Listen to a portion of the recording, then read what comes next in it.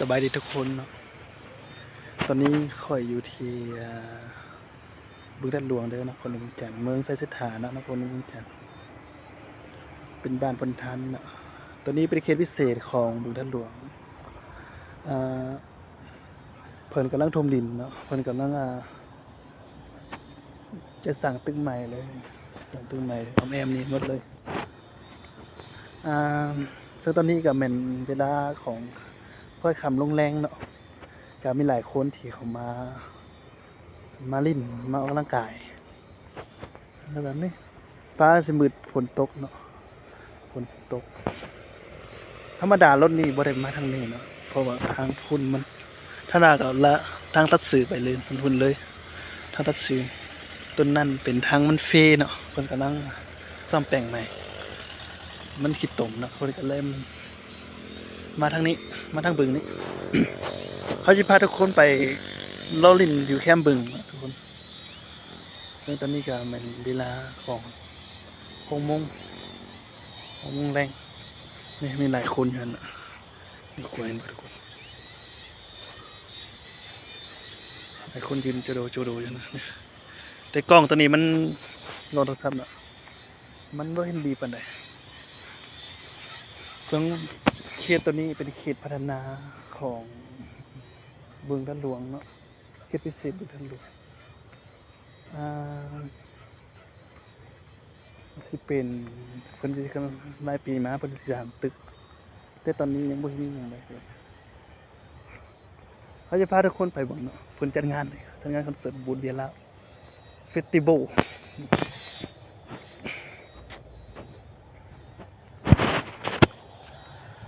มาคนเดียวหลายคนน่ะหลั่งไหลเข้ามาลิ้นอยู่ที่นี่นะพออยู่ในเมืองมันบ่มีบ่อนลิ้นก็มีแต่บ่อนนี้แหละบ่อนที่มีบ่อนลิ้นบ่อนสว่างสวัยแล้วก็บ่อนมีเป็นบ่อนคนเต่าโฮมตอนเช้าคันวันอาทิตย์เสาร์นี้ก็แม่นมีคนมาแล่นเนาะเพิ่นบ่เข้าการเด้คันว่าคันจันทร์หาศุกร์นี่ก็เพิ่นก็มาตอนแลงมาแล่นก็มาเบิ่งผ่อนคลายสูดอากาศเนาะแต่เดี๋ยวนี้ก็รถหลายพดนี่แล่นพักแล่นเข้าแล่นออกอยู่นะ